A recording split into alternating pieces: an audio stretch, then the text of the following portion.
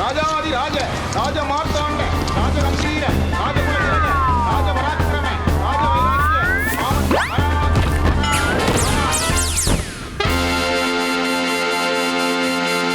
வணக்கம் மக்களே, இது நியூஸ் 18 தர்பார். நான் உங்க எழில்.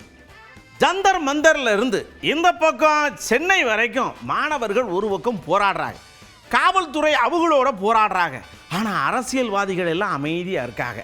அங்கங்க சில பேர் பேசுகிறாங்க.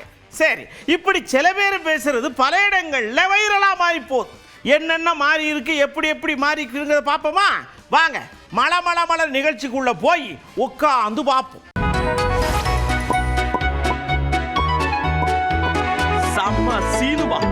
சம சீனுவாக்குள்ள போகிறோம்.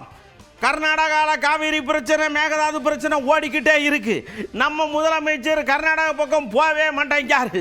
எப்போ போவார், எப்போ பேசுவார் அப்படின்னு சொல்லிக்கிட்டே இருக்கிற நேரத்தில் ஒருத்தர் சொன்னார், அடுத்த மாதம் நாங்கள் டிக்கெட் போட்டிருக்கோம், அங்கே போய் பேச போகிறோம் அப்படின்னு தகவலை சொல்லியிருக்காரு. ஆகஸ்ட் 3ஆம் தேதி கர்நாடகா தமிழக முதல்வர் செல்ல இருக்காங்க. நாங்கள் தான் ஆரம்பத்துலேருந்து என்ன சொன்னோம், அவங்க மேகதாது கட்டுறதா இருந்தாலும் நாங்கள் தமிழக அரசு ஒருபோதும் அதை அனுமதிக்க மாட்டோம். ஏன்னா அது நம்மளோட உரிமை, அதை விட்டு கொடுக்க மாட்டோம்னு அப்பையிலேருந்து சொல்லிட்டுருவோம். ஸோ அது சம்பந்தமா கட்ட விடாமல் இருக்கிறது ஆலோசனை கூட்டத்திற்கு முதல்வர் அவர்கள் செல்ல இருக்கிறார். எப்போ போறாங்க? இப்போ ஆகஸ்ட் மந்த் இந்த வீக்ல கிளம்பிடுவாங்க. ஃபர்ஸ்ட் வீக்ல போயிருவாங்க. நமக்கு வர வேண்டிய தண்ணி இப்ப 2 மாசத்துக்கு வர வேண்டிய தண்ணி வராம இருக்கு, அது கிடைக்கிறது இதை ஏற்பாடு பண்ணுங்க. இல்ல, அதுதான் அவங்க சைட்ல இருந்து எங்களுக்கு மழை பெய்யல, அதனால நாங்க தண்ணி திறக்கல அப்படிங்கிற மாதிரி அவங்களோட ஸ்டேட்மெண்ட் சொல்றாங்க. இருந்தாலும் நம்மளோட உரிமைக்காக தமிழக முதல்வர் அதை கேட்டு பெறுவார். அப்படியே டெல்லியில சோனம் வான்சுக் இருப்பேன் உண்ணாவிரதம் இருப்பேன், ஆஸ்பத்திரியில் சேர்த்தாலும் அங்கேயும் இருப்பேன் அப்படின்னு உண்ணாவிரதம் இருந்தார். தயவு செஞ்சு போராட்டத்தை கொஞ்சம் வாபஸ் வாங்க, எதாவது இருந்தாலும் பேசி தீர்த்துக்கலான்னு கேட்டுப்பா இருக்கு. கொஞ்சம் மனசு இலகி உண்ணாவிரதத்தை வாபஸ் வாங்கியிருக்கார்.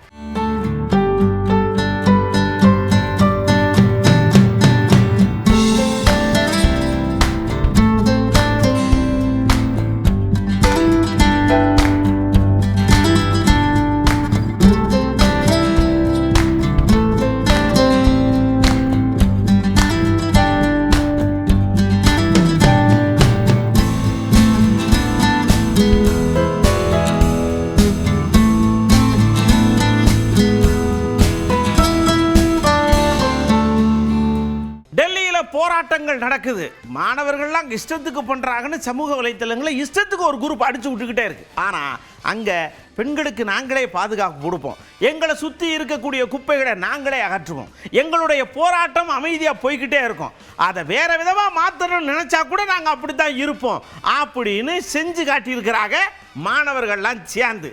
இதை எப்படி ட்ரிகர் பண்ணலாம் அப்படின்னு இன்னும் குரூப் யோசிச்சுட்டு இருக்கும் போல் இருக்கு.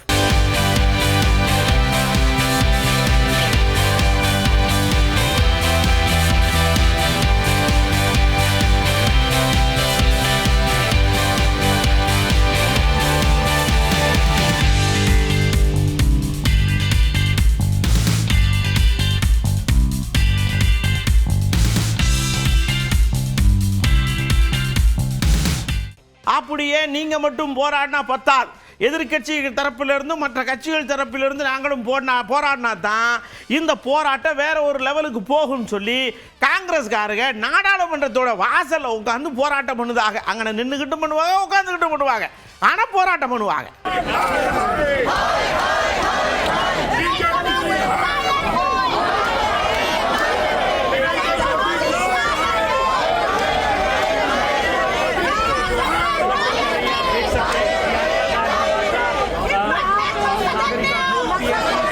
எப்படியெல்லாம் நம்மளுடைய விஜய் தம்பிகளை, விஜய் ரசிகர்களை கவர்ந்து எடுக்கலாம் அப்படின்னு டபக்குன்னு ஒரு விஷயத்தை பண்ணியிருக்கிறாங்க. என்ன பண்ணியிருக்காங்கன்னா, அவங்க வரும்போது ஒரு குகையை செஞ்சு அதுக்கு உள்ள ஓடி நடந்து வாங்க, நீங்க பழைய விஜயிலிருந்து இப்போ புது விஜய் வரைக்கும் பார்த்துட்டு அப்படியே படத்தை பார்த்துடலாம், உங்களுக்கு ஒரு இனம் புரியாத அபரிமிதமான உணர்வு உங்களுக்கு கிடைக்கும் அப்படின்னு பண்ணியிருக்கிறாங்க. இதை நல்லாவே பண்ணியிருக்கிறாங்க.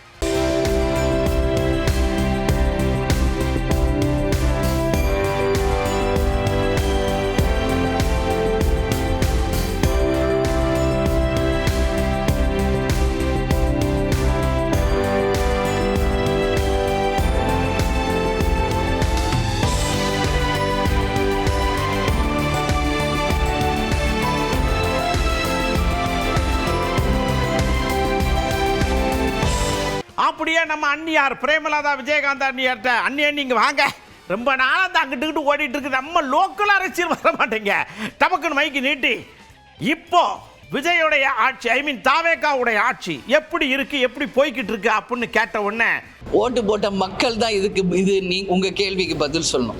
தமிழக அரசின் நிலைப்பாடு செயல்பாடு எப்படி இருக்கிறது என்பதற்கான பதில் ஓட்டு போட்ட தமிழக மக்கள் தான் தரணும். அதில் நான் உறுதியாக சொல்கிறேங்க.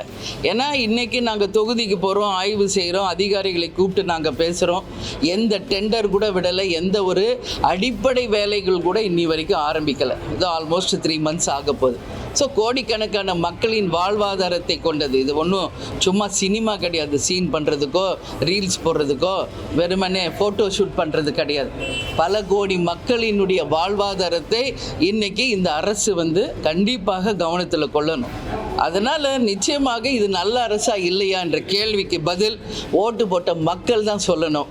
அப்படியே நம்ம அமைச்சர்கள்லாம் கண்ணீர் விட்டு கதறி எழுத காட்சிகளை நம்ம பார்த்துருப்போம் இல்லையா?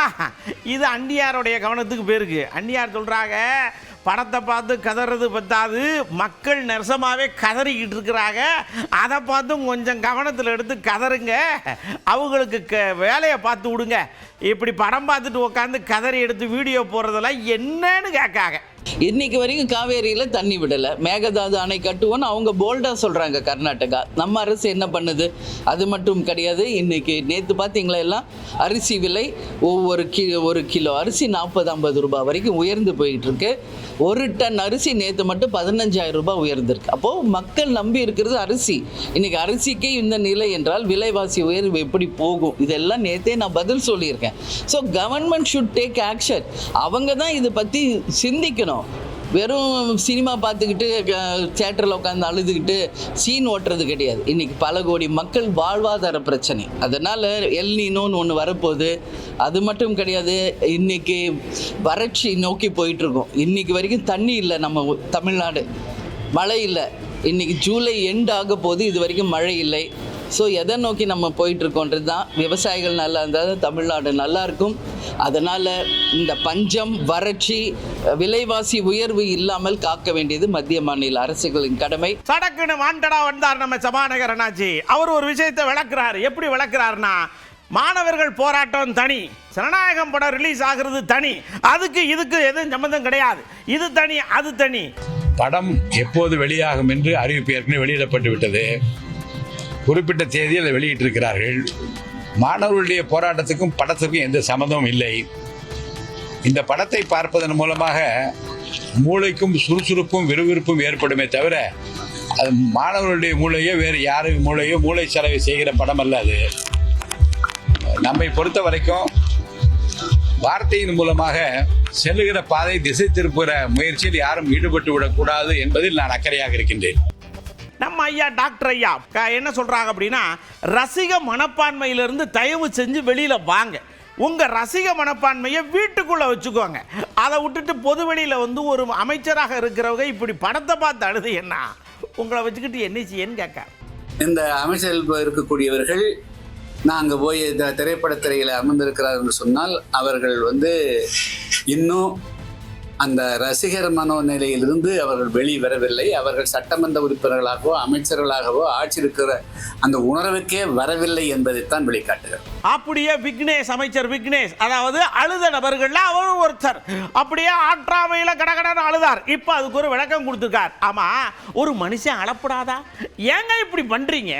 எங்க தலைவருடைய, எங்க அண்ணனுடைய கடைசி படம், அதனால அதை நினைக்கும் போது துக்கம் தொண்டை அடைச்சு கொமக்கு கொமக்கு அழுக வந்துச்சு. இது ஒரு தப்பா? இத போய் பெருசா பேசிட்டு இருக்கீங்க. நான் அமைச்சரா இல்லாம சொல்லட்டுமா? இன்னொருத்தர் உதாரணம் காட்டினா அது நல்லா இருக்காதுன்னு சொல்றேன். இது ஒவ்வொருத்தருக்குள்ள ஒரு உணர்வு. 30 வருஷமா சின்ன பையன்ல இருந்து இங்க எத்தனையோ பேர் தளபதி ரசிகர்களா இருப்பாங்க. சின்ன பையன்ல இருந்து பார்த்துட்டு வளர்ந்துட்டு வந்தவங்க இன்னைக்கு உண்மையால அமைச்சர் தான். அமைச்சராக ஏற்று ஒரு 2 மாசம் ஆச்சு. இப்ப கடைசியா பார்க்கும்போது எங்களுக்குள்ள ஒரு உணர்வுன்னா, ஒவ்வொரு வருஷமும் ஒரு தடவை திரையில பார்க்கக்கூடிய ஒரு முகம், எல்லாருக்குள்ளேயும் ஒரு குழந்தைத்தன்மை இருக்கும். இருக்காதுன்னு நினைக்கிறீங்களா? எல்லாருக்குள்ளேயும் ஒரு ரசிக தன்மை இருக்கும். அப்படி ரசிச்சது என் தலைவரை. நான் இப்பவும் சொல்றேன், தளபதி எங்களுக்கு என்னைக்கும் தளபதி தான். எனக்கு அறிமுகமாகும் போது திரையில பார்த்து பழகின முகம். இனி அந்த திரையில இனிமேல் வரமாட்டார்னு நினைக்கும் போது அது ஆனா அது எப்படி எனக்கு வீடியோ எடுத்தாங்கன்னு எனக்கு தெரியல. பட் என்னை அறியாம வந்ததுதான். இது அறியாம வர்றதெல்லாம் நம்ம ஒரு பெரிய விவாத பொருளை என்ன பிரயோஜனம் இப்ப நாட்டுக்கு இதை பத்தி விவாதி. எதுக்கு இந்த இரட்டை நிலைப்பாடு? ஏதாவது ஒரு பக்கம் நில்லுங்க, முத்திரையை குச்சிருவோம் கர்லா. அதாவது பூனைக்கும் நண்பன்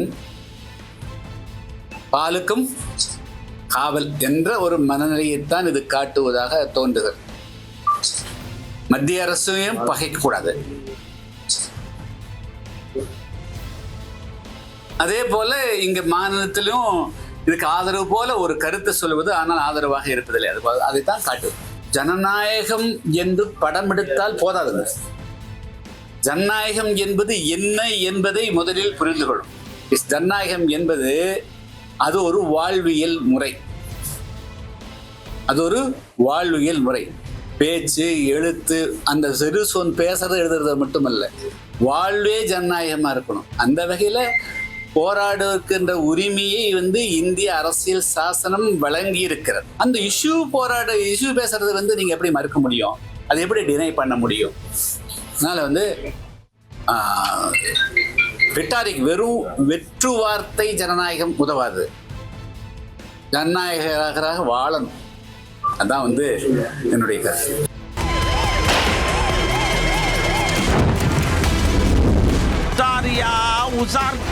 அப்படியே நம்ம உசாருக்குள்ள போறோம். மழை நேரமானாலும் சரி, வெயில் நேரமானாலும் சரி, இந்த கொசுக்கிட்ட நாம ரொம்ப உசாரா இருக்கணும். இல்லைன்னா லபக்குன்னு கடிச்சு விட்டு ஏதாவது ஒன்று பரப்பி விட்டு போயிடும். அதிலே முக்கியமாக இந்த டெங்கு கொசு. அதுக்கு ஒசூர் பக்கத்தில் ஒரு விழிப்புணர்வு பேரணி போயிருக்காங்க. டெங்கு கொசு மாதிரியே போட்டு ஒயின்னு பறந்து போய் விழிப்புணர்வு பண்ணியிருக்காங்க. இதையெல்லாம் வேடிக்கை பார்த்துட்டு அப்படியே கடந்து போயிடக்கூடாது. அது சம்பந்தமாக யோசிக்கணும்.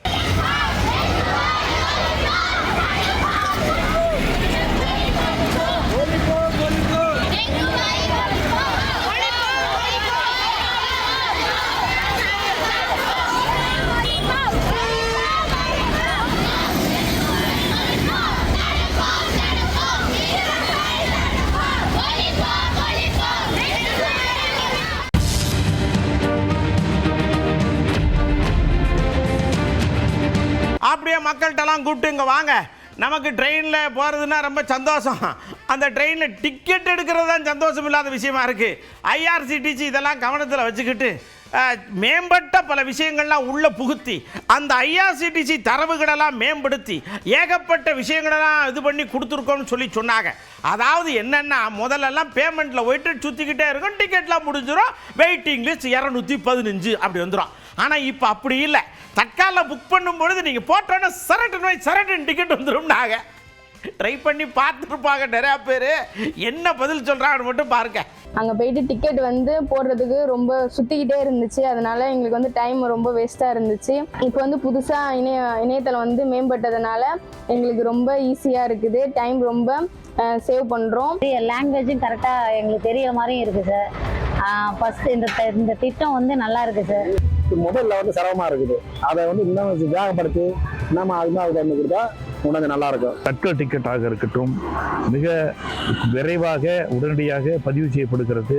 உங்களுடைய பயணத்தை சிரமம் இல்லாமல் செல்வதற்கு வழிவகை செய்கிறது. எளிமையாகவும் எந்த காலத்தில் நம்ம பயணிக்கலாம் அப்படிங்கிற ஒரு திட்டமிடல் செய்வதற்கு இந்த கட்டண விவரம் கொடுத்தது ரொம்ப பயனாக இருக்குங்க. முன்ன இருக்க மாதிரி அந்த அதிகம் கேட்சா போகிறது, அந்த பாப்பப் அதெல்லாம் இப்போ இல்லை. இப்போ டிக்கெட் புக் பண்ணோம் அப்படின்னா நம்மளால சீக்கிரமாக பண்ண முடியுது. இதே அந்த தக்கல் டைம்லையும் கொஞ்சம் சர்வர் பிரச்சனை இல்லாமல் இருந்தால் இது ஒரு நல்ல மாற்றம், பெரிய மாற்றமாக இருக்கும். அது அந்த ஆடு நம்ம ஒரு சில பேர் கட் பண்ண தெரியாமல் கட் பண்ணிடுறாங்க. அதனால ஃபுல்லாகவே வெளியே வந்துடுது. இப்போ மேம்படுத்தினதுல நம்ம எங்கே விட்டோமோ அதே இடத்துக்கு வந்திருக்கு. இதனால மக்களுக்கு இந்த திட்டம் இதாக பயனாக இருக்கு. இப்போ ஒரு போன வாரம் கூட சென்னை போயிட்டு இருந்தாங்க, உடனே டிக்கெட் கன்ஃபார்ம் ஆயிடுச்சு. நல்ல இணையதளம் சிறப்பாக செயல்படுது. கேப்சா ஒவ்வொரு டைம் கேட்கும். இதுக்கு நிறைய ஒரு 4-5 ப்ராசஸ் இருந்தது. பட் இப்போ மேம்படுத்தப்பட்டதுல எல்லாமே ஒரே பக்கத்தில் வரதுனால புக்கிங்கு, அதாவது ட்ரெயினோட விவரம், விலைப்பட்டியல், அதுக்கப்புறம் பதிவு பண்ணுறதும் மிக எளிமையாக இருக்குது. இல்லை 2-3 வண்டி எக்ஸ்ட்ரா விடணும். அப்போ ஈஸியாக எல்லாருக்கும் சீட்டு கிடைக்கும். ஒரு ரயில்வே ஸ்டேஷன்லும் ஸ்மார்ட் கம்ப்யூட்டரு கொண்டு வரணும்னு ஒரு வேண்டுகோள் வைக்கிறேன். இது பிஸ்னஸ் லைனுக்கு போக யாரும் பண்ண முடியாது. அவங்கவுங்க டிக்கெட் அவங்கவுங்க எடுத்துக்கலாம். ரொம்ப நல்ல வரவேற்கக்கூடிய திட்டம். அதுவும் இல்லாமல் இப்போ இருக்கிற லேட்டஸ்ட் டெக்னாலஜிஸு, அதுவும் ஏஐ இன்டெகிரேஷன்லாம் நிறையா பண்ணியிருக்காங்க. அது இப்போ இருக்கிற யங் ஜென்ரேஷனுக்காக உருவாக்கப்பட்ட ஒரு நல்ல விஷயமாவும் இருக்கு. இப்போ நம்ம தர்பாரில் பார்த்த விஷயங்கள்லாம் உங்களுக்கு பிடிச்சிருந்ததா? இதே மாதிரி அடுத்த தர்பார்லையும் வழக்கம் போல ஏகப்பட்ட விஷயத்தோட கொண்டு வந்து கொட்டுவோம். ஒன்று ஒன்றா பார்த்துவிட்டு சந்தோஷமாக போய் என்ஜாய் பண்ணுங்கள். அடுத்த தர்பாரை நான் உங்களை சந்திக்கிறேன். அதுவரை உங்களிடமிருந்து அன்போடும் பண்போடும் பாசத்தோடும் விடைபெற்றுக் கொள்வது உங்கள் அன்பு நண்பன் எழில். வரட்டுமா?